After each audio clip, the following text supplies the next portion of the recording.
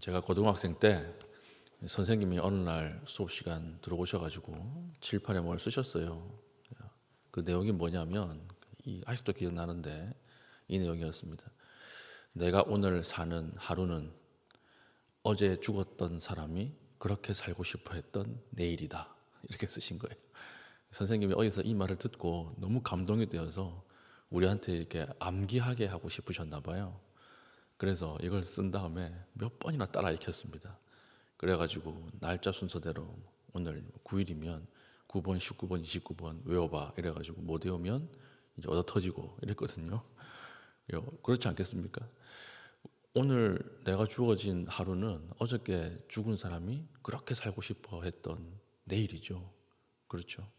오늘 우리 그 고3 때인가 고2 때였는데 워낙 우리가 공부를 하지 않고 이렇게 하루를 헛되어 보내는 것 같으니까 선생님이 좀 이렇게 자극을 주기 위해서 하셨던 말이 아닌가 이렇게 이제 기억이 되는데, 하루를 더 연장해도 참 기쁠 텐데 히스기야는 15년을 더 살았잖아요.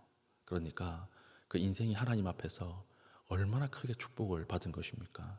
15년이 하나님이 정해진 수명에서 더 늘어난 거예요. 그것만 봐도 엄청난 축복을 하나님이 주신 거죠. 그리고 히스기야가 이렇게 15년 동안 덤으로 받은 생애를 살면서 하나님이 그 위에 복을 허락하여 주셔서 그 나라가 축복을 받았어요. 그래서 오늘 본문에는 나와 있지 않지만 똑같은 구절이 어디 나오냐면 역대하 32장 27절부터 30절까지 나오거든요.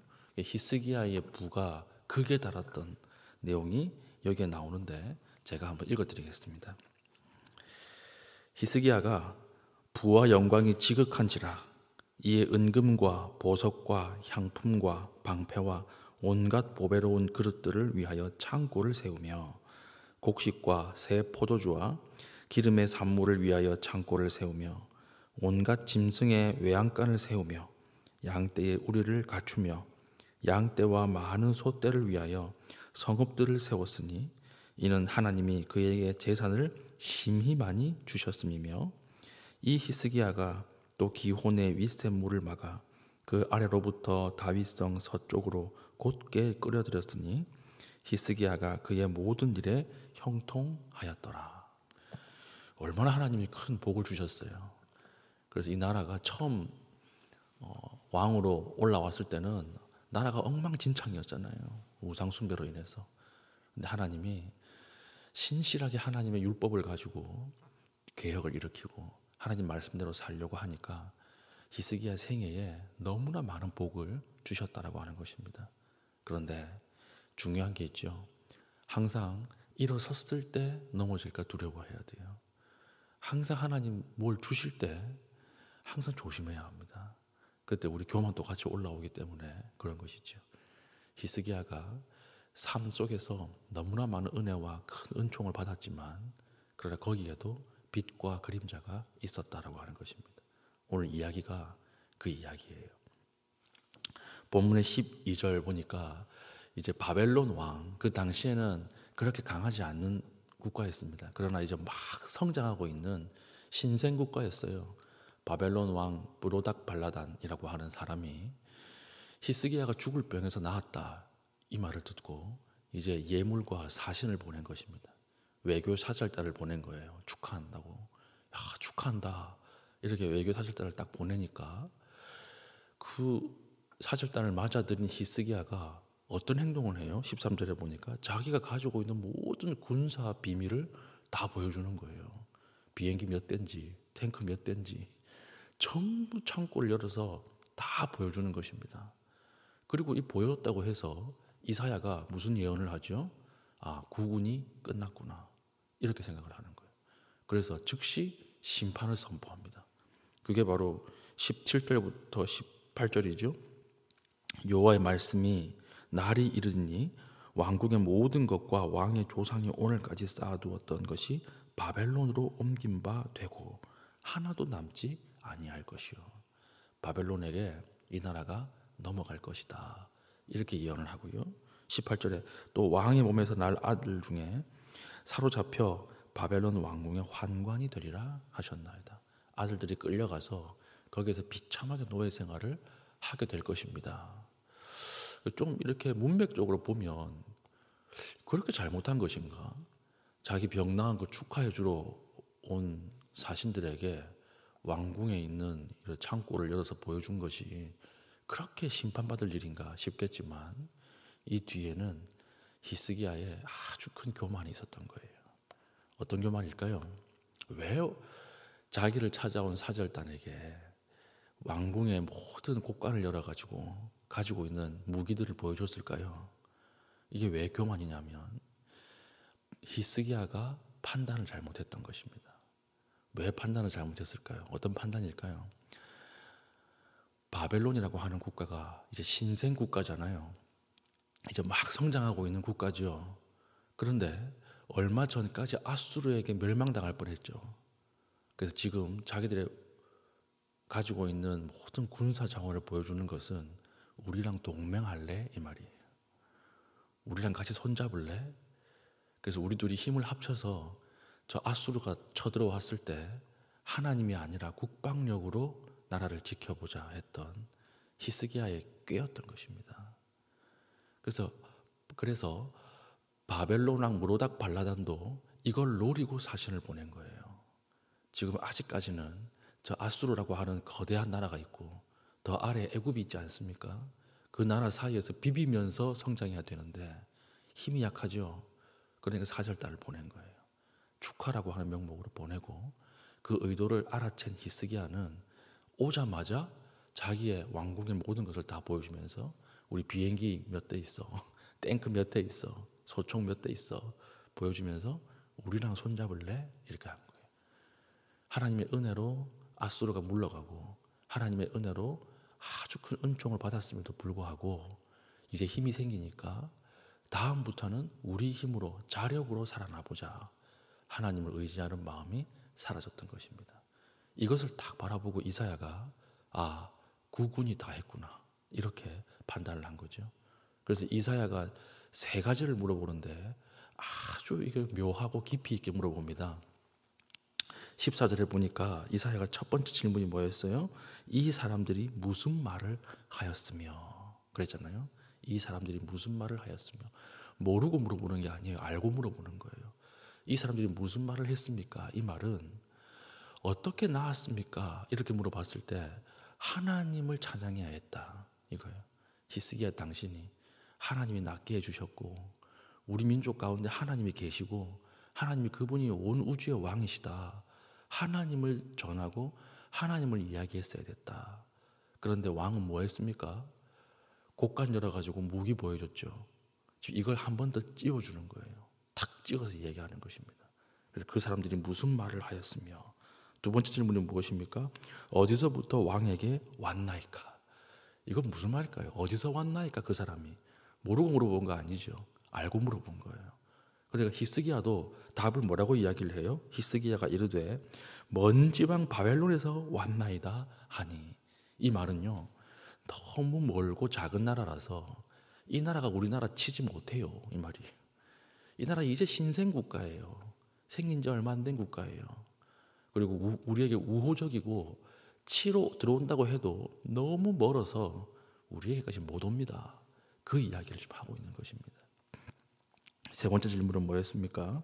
그들이 왕궁에서 무엇을 보았나이까?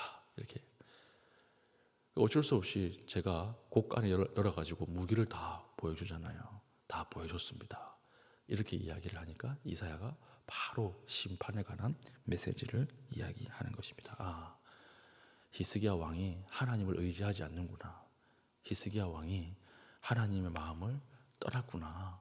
이것을 깨닫고 나서 바로 심판이 나오고 그래도 하나님이 히스기야에게 베푸신 은혜가 있기 때문에 당신 때에 나라가 넘어가지는 않을 것이다. 당신 때까지는 하나님이 보호해 주실 것이다. 하나님의 뜻과 목적과 계획이 있기 때문에 그래요. 그러나 당신의 아들 때에 나라가 넘어가고 당신의 아들들이 바벨론으로 끌려가는 비참한 일이 일어날 것이다. 이렇게 얘기하는 거예요. 실제로 그렇게 됐죠. 실제로 남쪽 유다가 바벨론에게 멸망당하잖아요. 바벨론이 사신을 보내서 거기 무기가 얼마나 있던가 이렇게 물어봤을 때 아마 히스기야가 보여준 이 무기들이 침략을 하고자 하는 욕구를 자극했을 것입니다. 그리고 침략하려고 할 때 이 무기들이 어디 있는지에 대한 정보를 바벨론이 가장 잘 알고 있었을 거예요. 그러니까 결국 히스기야가 침략의 빌미를 제공하는 그런 일이 되어버린 것이죠. 하나님의 은혜를 잘못 사용하고 더 이상 하나님을 의지하지 않으니까 그것 때문에 아주 힘든 망하는 일이 시작되는 그 일을 우리가 볼 수가 있는 것입니다. 히스기야는 그래도 착해요. 하나님 앞에 신실해요. 그걸 받아들여요. 오늘 19절 보니까 어쩔 수 없다. 내가 잘못했다. 이러고 회개하는 모습이 나오고 그리고 20절, 21절에 이렇게 히스기야는 죽었더라. 이렇게 해서 히스기야 일생이 끝이 납니다. 하나님에게 은혜로 받은 15년이 과연 잘 받을 것인가? 이게 은혜인가? 한번 생각해 볼 수 있겠죠. 그렇지 않습니까? 예전에 나왔던 영화 중에 이런 영화가 있습니다. 어떤 사람이 계속 패배감에 쌓여서 일생을 살아왔어요. 바텐더가 물어봅니다. 왜 그렇게 사십니까? 하니까 이 사람이요, 주인공이 고등학생 때 지역 야구 대회에서 고등학교 대표로 나갔는데 그때 마지막 9회 말 그 절체절명의 순간에 안타를 못 친 거예요. 안타를 못 쳐서 팀이 패배를 합니다. 그래서 그때부터 사람들이 비난을 하고 위축이 들고 이 실패의 경험이 자기 계속 인생에 이 올무를 거는 거예요. 무엇을 하려고 하면 나는 그때 안타를 못 쳤지. 위축되는 거예요. 내가 오늘 실패하고 오늘 내가 이렇게 사는 이유는 그날 안타를 치지 못했기 때문입니다. 이러니까 그 바텐더가 천사였나 봐요. 다시 돌아갈래요? 이렇게 물어보는 거예요. 다시 그날로 돌아가면 다시 돌아올 수는 없습니다. 이렇게 이야기를 하고 그렇게 하겠다고 말하고 과거로 돌아가요. 과거로 돌아가서 그날 홈런을 칩니다. 홈런을 딱 치고 나니까 자기의 인생이 다 바뀌는 거예요. 다 바뀌고 아내도 바뀌고 자녀도 바뀌고 사는 집도 바뀌고 타는 차도 바뀌어요. 너무나 부자로 살게 되는 거예요. 그런데 알고 보니까 이 아내가 아주 무서운 여자였대요. 이 아내가 다른 남자와 불륜을 하면서 자기의 재산을 빼가는 아내였고 그 재산 때문에 자기가 아주 많은 어려움을 겪는 것입니다. 그래서 다시 돌아가고 싶다. 그날 안타를 못 친 것이 그것이 내 인생의 축복이었구나. 이걸 깨닫는다는 그런 스토리의 이야기가 있습니다. 우리는 항상 후회하죠. 하나님이 그때 조금 더 주셨으면, 하나님이 그때 조금 더 나에게 함께 하셨으면, 그때 이 일이 아니라 다른 길로 인도하셨으면 항상 후회하지만 히스기야의 스토리를 통해서 오늘 하나님 뭐라고 말씀하십니까? 아니다. 받은 은혜, 그 은혜가 그때 가장 족한 은혜였다. 이렇게 이야기를 하는 것이죠. 우리가 그때 더 주셨으면, 그때 더 나와 함께 했으면 그게 아니라 우리에게는 무엇이 필요합니까? 오늘 하루 하나님 앞에 신실하게 하나님을 의지하고 동행하는 것, 그게 중요한 거예요. 오늘 하루를 하나님을 열심히 의지하는 것, 어떤 결과에 따라서도 하나님을 깊이 신뢰하는 것, 그것이 우리에게 필요한 것이지 하나님이 그때 조금 더 주셨으면, 오늘 나에게 조금 더 주시면, 이것만 주시면 이렇게 나가는 것이 아니라는 거죠. 우리 삶 속에서, 우리의 기도 속에서는 이런 일이 얼마나 많습니까? 히스기야가 부럽죠. 15년이나 더 받았으니까 얼마나 축복된 인생인가. 그러나 그 삶의 전체를 보고 견지해서 보면 그 15년이 빛과 그림자가 있었다라고 하는 것입니다. 하나님 오늘 우리에게 주신 것에 만족하고 더 주시면 충성하는 것이 아니라 오늘 이 자리에서 하나님 앞에 온전히 충성하십시다. 오늘 주신 것을 가지고 온전히 감사하시고 주신 사람들을 가지고 온전한 관계에 들어가십시다. 그렇게 되게 해달라고 기도하고 하나님 앞에서 오늘 하루 충분히 누리고 하나님을 경험하면서 살 수 있는 주의 신실한 종 될 수 있기를 예수님의 이름으로 축복합니다. 아멘. 기도하겠습니다. 기도할 때 하나님, 오늘 하루를 하나님 앞에 끝까지 믿음을 잃지 않고 주 안에서 신실하게 보내게 하여 주시옵소서. 모든 만나는 사람들과의 관계에서 축복하게 하시고 오늘 나에게 일어나는 모든 일 가운데서 하나님의 뜻을 발견하게 하여 주시옵소서. 기도하신 이후에 개인적인 기도의 제목을 가지고 기도하시고 자유롭게 돌아가시겠습니다.